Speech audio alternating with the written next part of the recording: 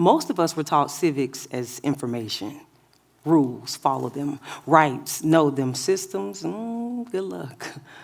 I vividly remember sitting in government classes, flipping through the civics section of the textbook. We learned about amendments, branches, processes, but I don't remember there being a lab. I don't remember there being a practicum. I don't remember anybody saying, now go practice being a community together. We all learned how government works, but very few of us were taught how to live it together.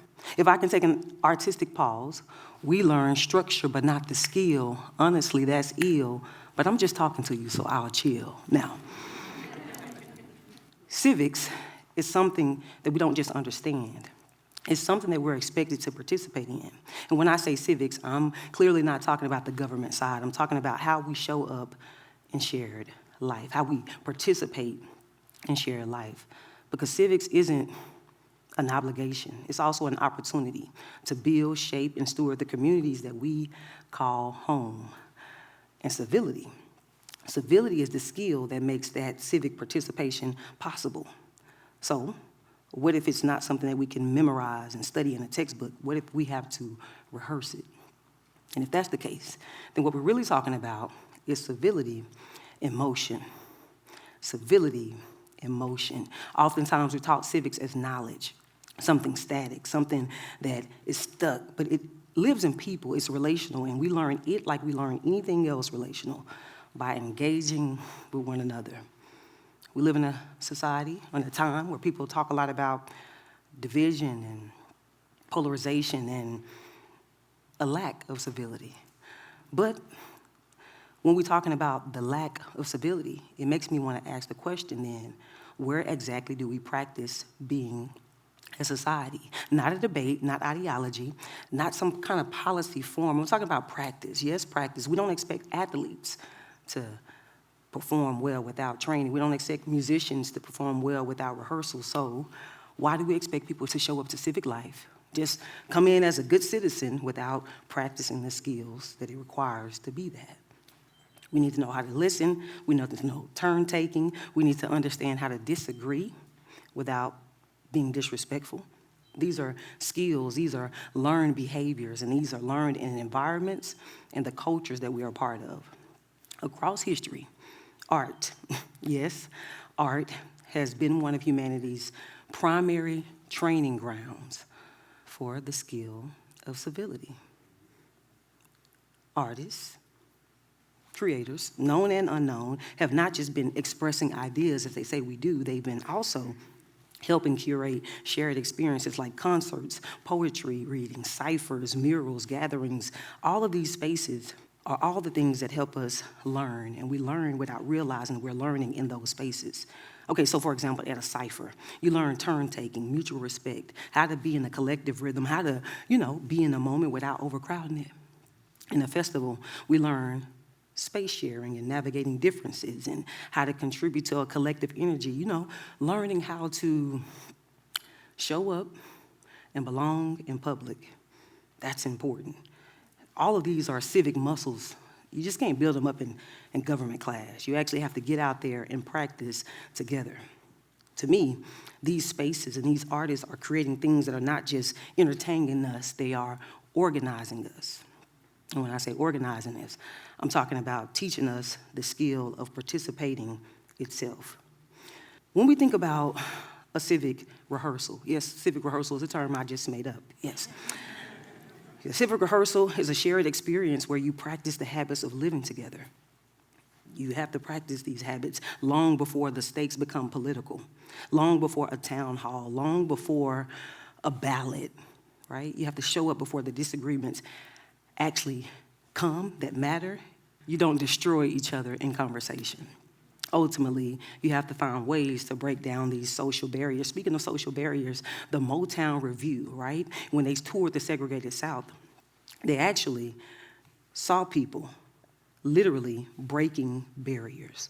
They were breaking barriers because they were refusing to not dance with each other. They were crossing racial lines. They were ultimately making it normalized to be integrated before it was socially normalized. That happened in a concert. It also happened in poetry readings in 2021 when Amanda Gorman, when she had the opportunity to do the presidential debate, most of us tuned in and listened. We practiced collective attention. When we say collective attention, it is listening to the language she was speaking about hope and grief and being together. The reason why all of these things matter is because we have to have places to practice being civil together.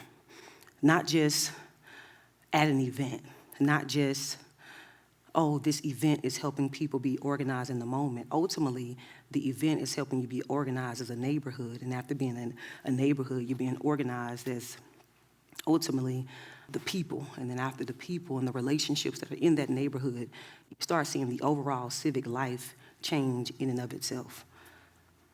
The reason why all of this is important to me is because after I began to realize that art was always functioning as civic infrastructure, I found myself as a hip hop and spoken word artist being drawn to a new creative mission. This creative mission allowed me to want to start a company called CivilizedX.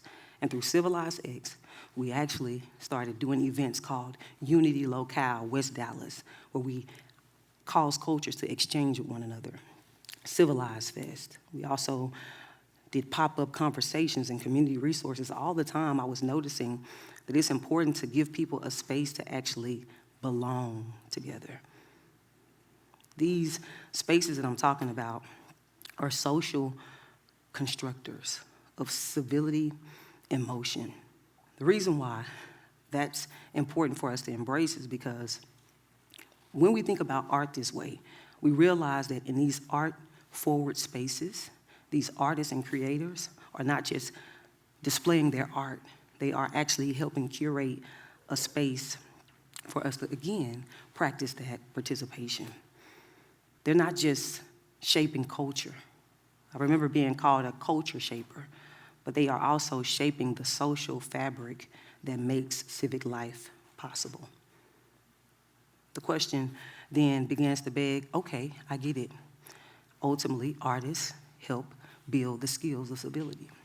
Well, then what does this mean for me?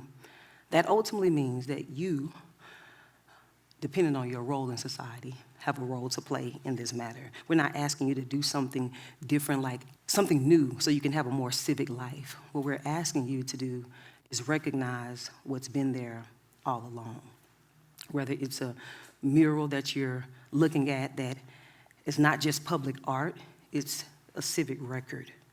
Whether it is a festival, whether it is a concert, these all are places where we participate.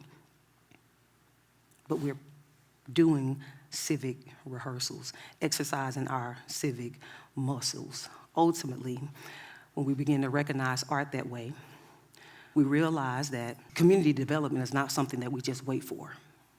Community development is not something that we hope for. We realize that civility is not something we just expect out of other people.